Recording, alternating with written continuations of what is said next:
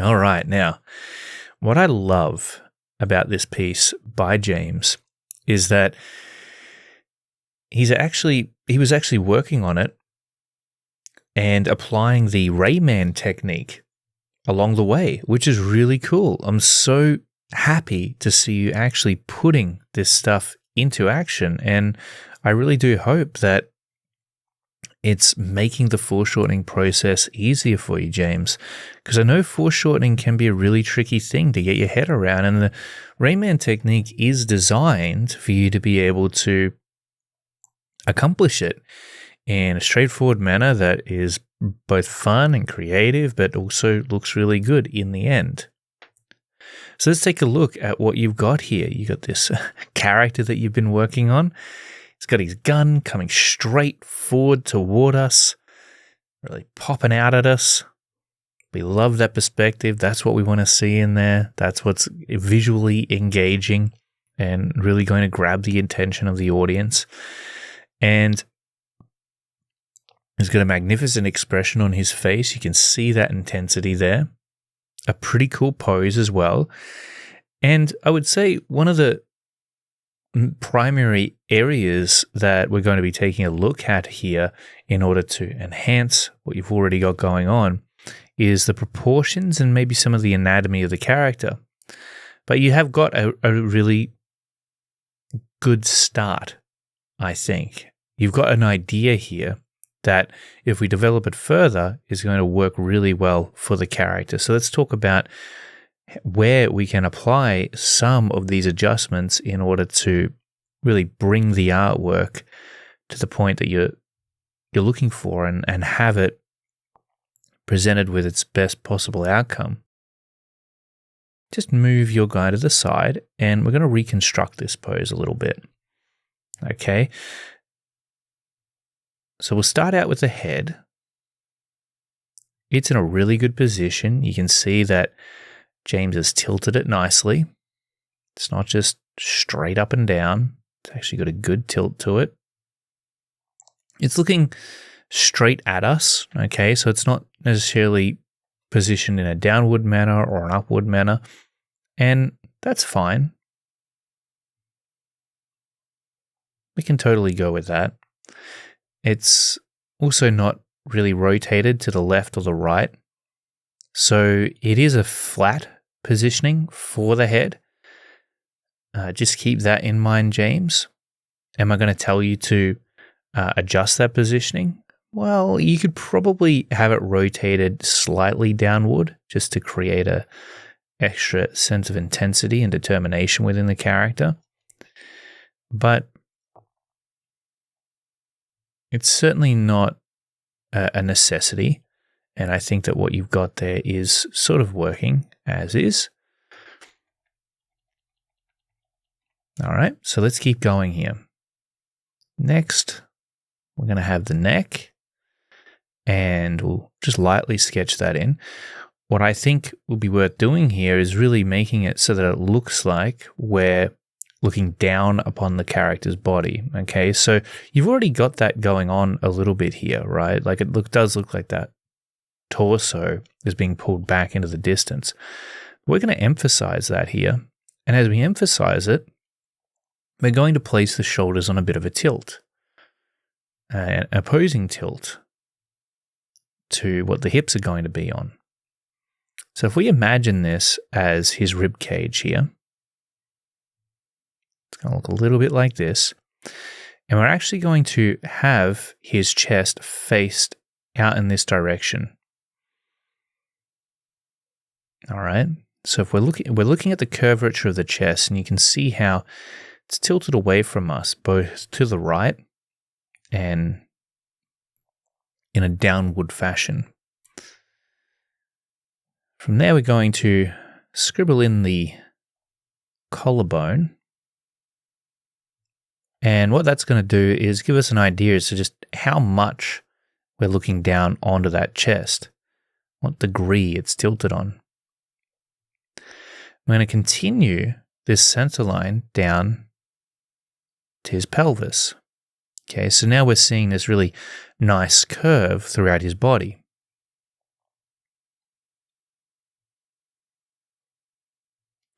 And I'm not happy with that length. I'm actually going to go ahead and shrink the pelvis even more and tuck it up underneath his upper torso, because I want there to be a nice amount of overlap happening. Like, I really want that body to appear as though it's being pulled back in space, because that will increase the depth within his pose. Now, this is some advanced stuff, and you might not necessarily be at this point where you can push it that far, James, but I think showing you at least where you could take it is definitely worthwhile. Okay, and you'll notice that as I work here, I'm taking the top of the pelvis up behind the ribs. Even though that won't be present as a visual in the final presentation, it still helps me in the construction process to know where the forms are overlapping. All right, once we've done that, we can tackle the legs. So we're going to notice here that this leg, it looks as though it's coming forward toward us, right? And I can see that you've actually increased the size of the knee somewhat. And we're pretty much going to do that here. As I lay in the leg, I'm going to have it swing round to the left, following this curve that we've got going on with the rest of the body. That's going to help to boost the amount of energy that we've got going on within the scene. And using the Rayman technique, so you can see I've got this floating knee here, I'm actually going to expand the knee quite considerably.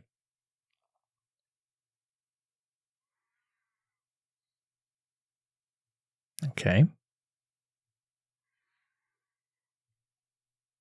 And what we're going to do is go ahead and simply place the foot back here somewhere. All right. So we really foreshorten that foot.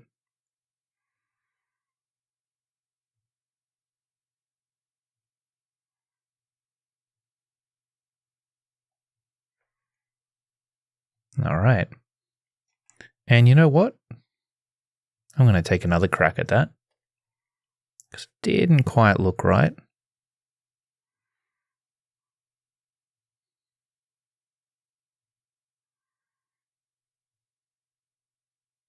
Maybe we'll pull that knee down a little further. And then we've got his other leg. And once more, we want the flow of this leg to sort of follow the pose that we've already got going on for him. Okay, so this leg is actually going to come down. And you can see that I've got a bit of a gestural line there that I've drawn, which you can totally do that as well if you're just trying to figure out the direction you want a pose to go in. And I'm going to have this leg actually run up behind that knee.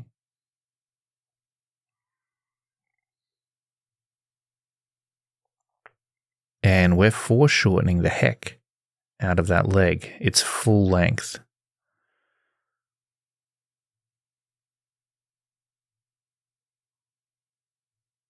Like so.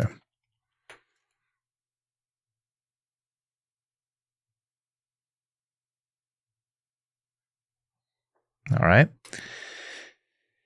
And I'm looking at that and I'm going, you know what? I feel like we could push that leg even further to the left. So we're going to go ahead and do that. We're going to push it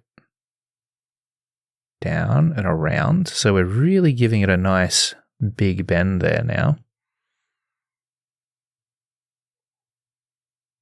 We could have it running in that direction, but I'm also going to do another alternative presentation for it. Let's see what would happen if we did actually pull it out in this direction some more.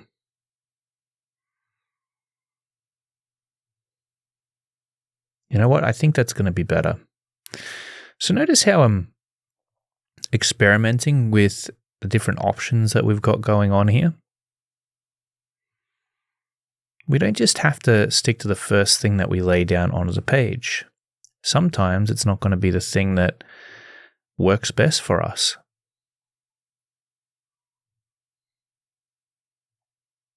So I'm going to put that foot right about there.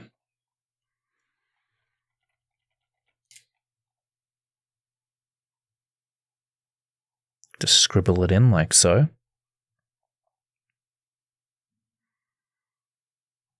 Then we've got this leg, which I'm actually going to redraw in there. This is what I tend to do. As the pose comes together, I redraw different sections of it.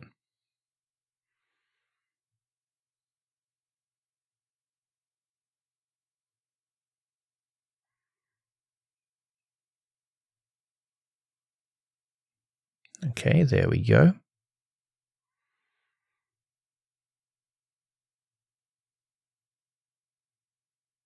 So we might have that lower leg wrapping up around the back there, and then the foot coming down. But that doesn't quite feel like it has the right flow to it, so maybe something more like that. Let's see how that feels. Or should we place the foot over here? Would that work better? Yeah, probably. So I'm not even really drawing much in there to trial test whether or not that foot is going to work in that particular placement. So you're really just drawing down placeholders in order to find the placement of some of these different areas of the body. I'm really emphasizing the knee there because I want to remember that's how big that I want to make it.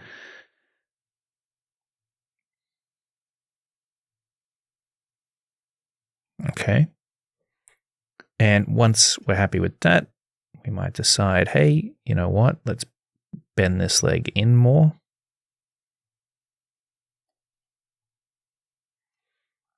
Okay, cool. So if we look at the differences between what we've got here already and your one, James, you'll notice that overall your character's pose is pretty straight through the torso from top to bottom. It's pretty much a straight line. There's not a lot of flexibility happening there. Now you can't draw that same line throughout this one that I've drawn. Instead, what you're looking at is a nice gestural curve. And so we want to try to, when we're posing our characters, in order to create more movement and have a pose which doesn't feel robotic or stiff, that's what we want to add in to the initial gesture, is that we want to have that flexibility, that curvature, that flow of energy throughout the pose. And now, as for the fist, let's choose where we want that, because that's the next thing that we're going to be drawing in here. Going to have the shoulder, of course. Where do we want that fist? Well, you've got it probably around about there, so let's go ahead and get it in there.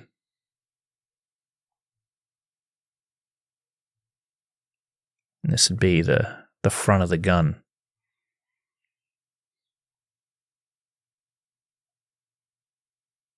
Right?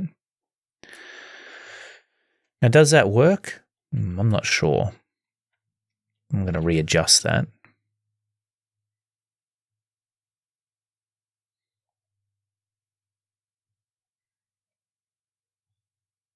Maybe something a little further away from his head will do better.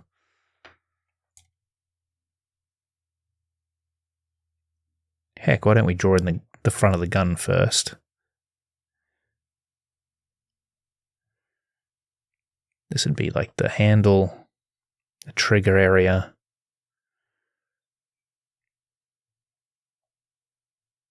And this would be his fist.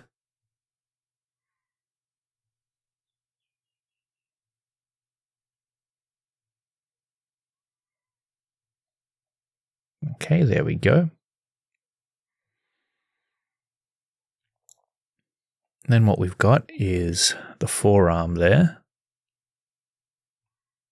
So we'll build that out a little bit. And finally, the upper arm.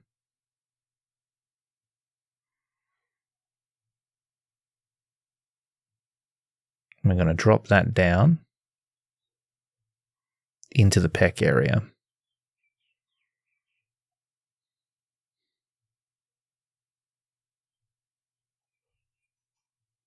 Okay, cool.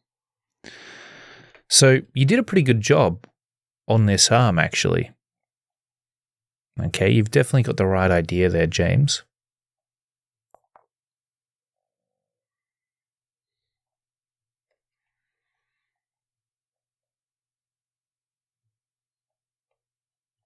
Okay. Just readjust this gun a little bit.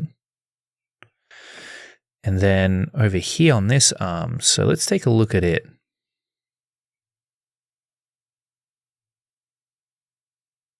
So this arm, you can see that James has tried to pull it back. Okay. And what we're going to do for that is,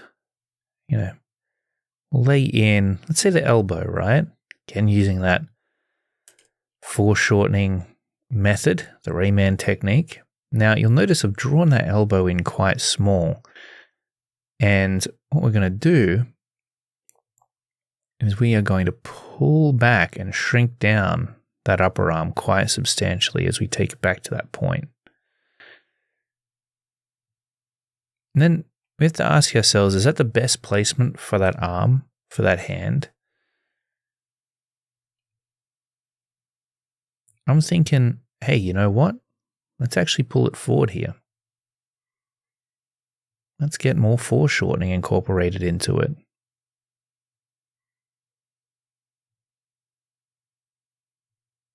So maybe we create something like this. Because then what you've got is, you've got a part of the arm going back, and you've got part of it coming forward in a pretty dramatic way. And now that we've got the basic body drawn in there, we'll go ahead and lay in the facial features real quick.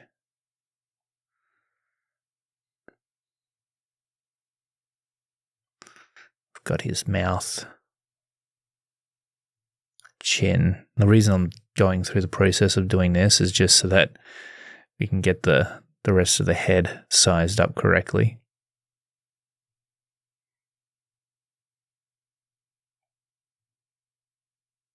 Okay. Get some nice cheekbones in there too.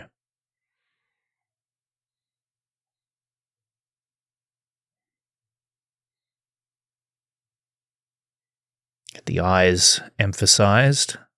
Add some more darkness around them. And then you have the top of the head.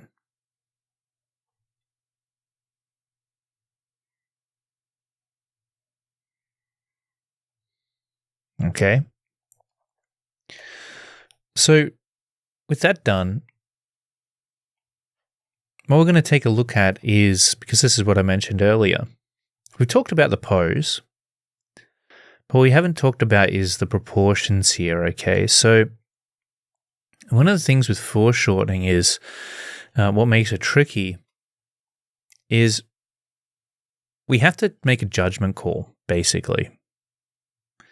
We have to determine, based upon, let's say that this is the upper arm, right? Let's say it's in the full arm. So we'll get that drawn in there. Got the upper arm, got the forearm, and then we've got, the hand. Okay. Once we've got that drawn in there, we need to ask ourselves, all right, if this is the general proportions of the arm, and we want to draw it back to a certain extent. So, let's say similar to the pose that we just did, we want to draw the arm from the shoulder back to the elbow. Now, the thing is that we have to determine how much the elbow needs to be scaled down in conjunction with how far back it's being pulled, and then what that's going to do to the proportions and how we perceive them visually, right? And it's going to change with every single angle that we decide to draw the arm on. And I think that the only way to do this, because there's no like clear-cut technique that's going to allow you to be able to pull it off 100% accurately every single time, I think that you essentially have to become very familiar with the proportions of the human body, and to the point where you are able to visually recognize how those proportions should look when the body is foreshortened. Okay, so here you'll notice that I've got the forearm kind of dipping down, or rather I've got the upper arm dipping down into the forearm there. So what I've got to do here is I've basically got to take my understanding of what that arm looks like when it's straight up and down, right? So let's say I've drawn that 1,000,000 times over, and I'm very used to these measurements, okay? Right, and we know that, let's say that the upper arm area and the forearm area is roughly equal. Well, the idea is that we do that so many times that when it comes to foreshortening this particular body part, we can tell whether or not it's going to look off when it's foreshortened. Okay. And I know that might be a little bit, I might not be explaining that in the best way necessarily, but it's like we can more easily tell once we have a feel for what the proportions need to be, and once we've mastered them off by heart, we're able to tell better and just feel it out easier when it comes to foreshortening them. And so if we take a line, so let's just take the line representation of the arm there, right? Like if we want to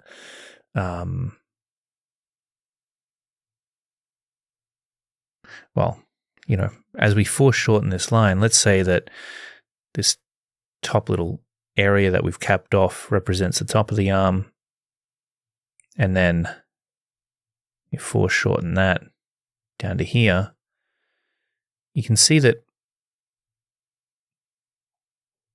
the perception now, if we have come to the understanding that the top segment is when it's straight up and down, as long as the bottom segment, if we understand that those are equal, and we know that going in, then this foreshortened representation is going to have us as the viewer perceive that as going back. But another thing that allows us to be able to do that is the size of these little caps that we've added into the bottom and tops of each segment. Okay, and those represent the shoulders and the elbow, as well as the wrist.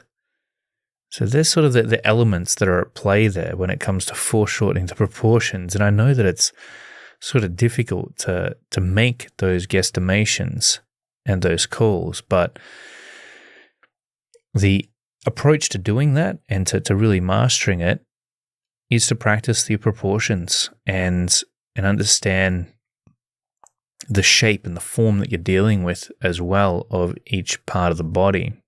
And so as we come over here, for example, back to the figure that we've redrawn out, when it comes to adjusting the form, you'll want to be able to, on a simple level, visualize how that looks, because that's one thing that's going to help out with that. But also understanding the overlap, how different parts of the body are going to obscure if they're in the foreground, those that are in the background.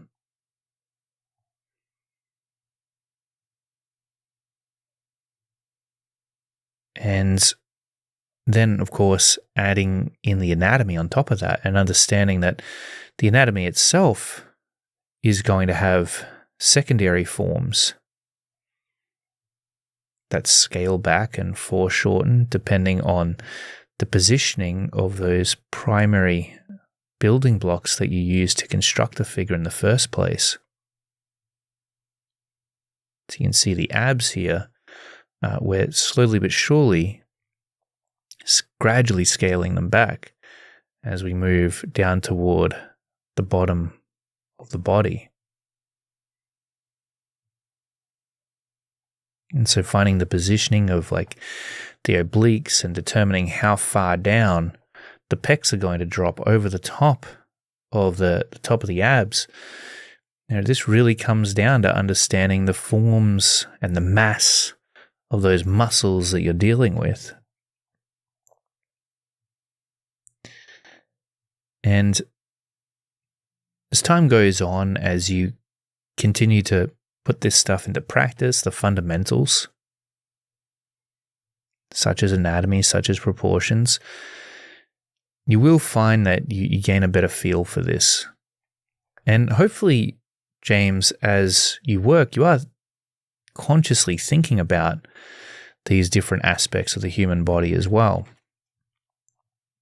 Being conscious of them is a lot of work because there is a lot of them to consider as you're drawing. And just staying with it until you feel like it's looking right is the other thing, not being lazy with it. And I know that you never are, of course, but I guess looking at your work with a certain level of scrutiny and not being satisfied with it until you've really ironed out all the areas. You feel like you've really exhausted all the areas for improvement.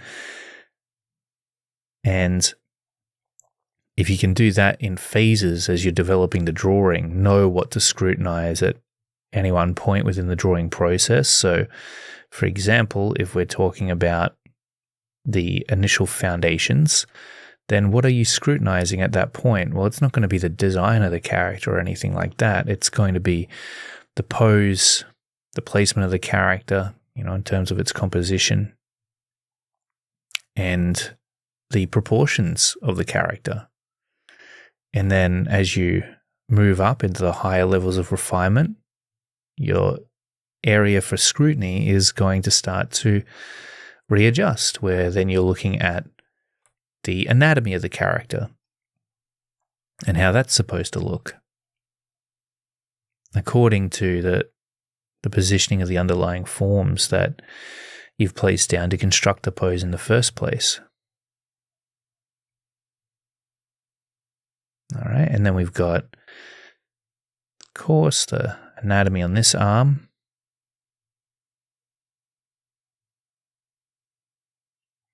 That we would want to incorporate. And then the legs. All right, now I'm going to quickly go over this and just drop in the quads, for example.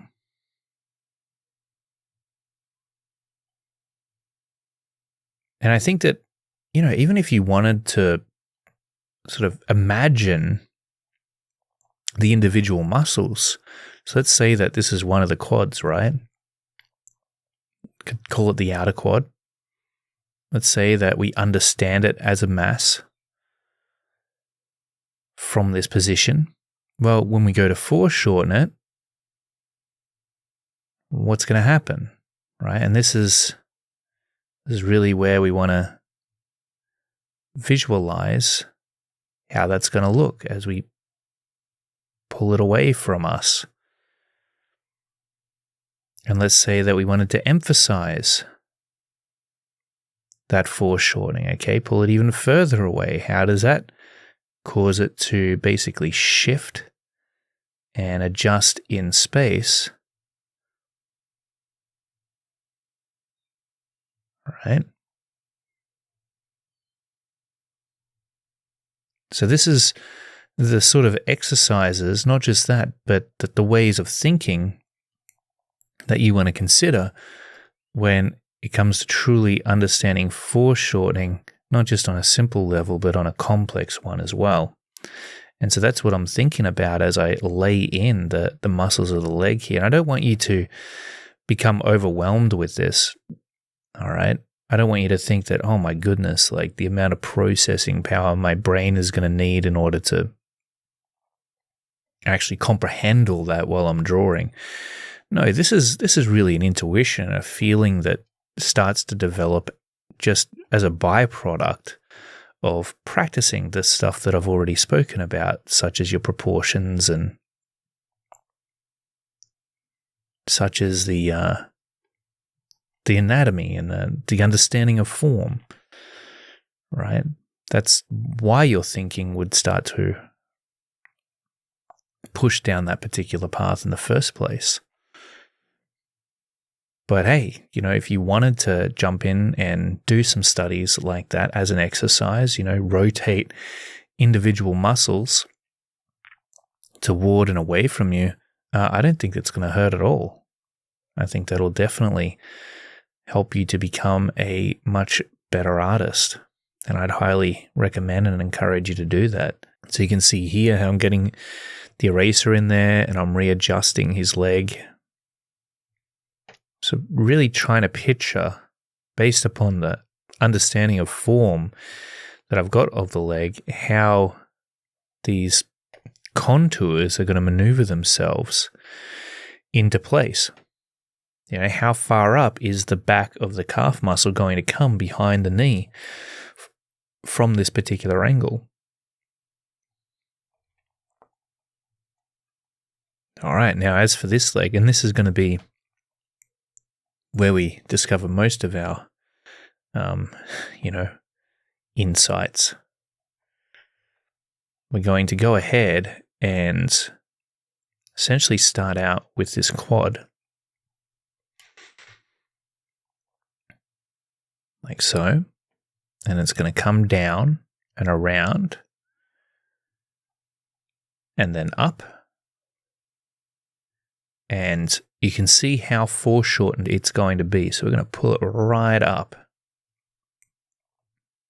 This is where this exercise comes in handy, right?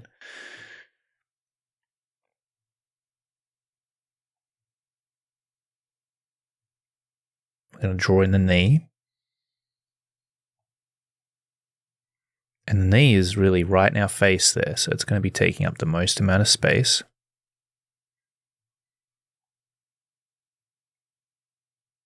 We're going to have the quad in the outside of the leg. It's going to come up and around. We're going to have the upper quad, so this one here. So just imagine how foreshortened that's going to be. Let's say the end of it is here.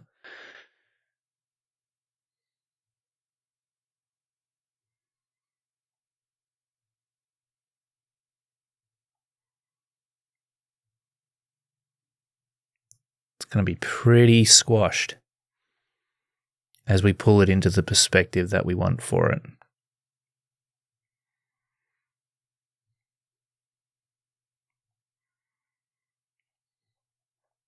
It's going to make some more adjustments there.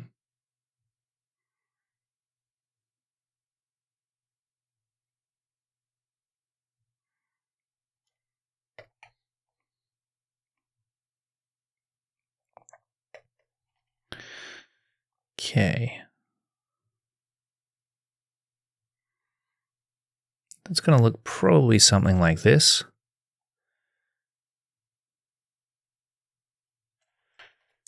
And we'll have this part here coming down from the pelvis.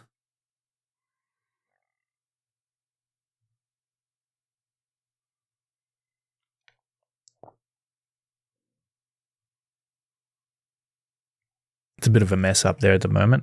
So let me get in there and try to make it a little clearer for you.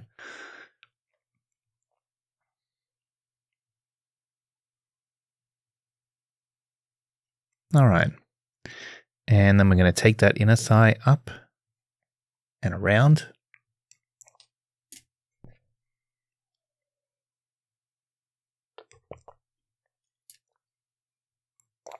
All right.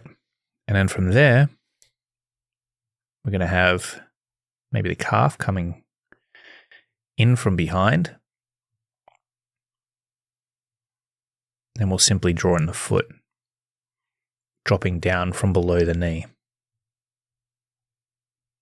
We could have the other side of the calf as well, coming in from around there. And then I come back and I look at it and I decide what changes need to be made in order for it to work better.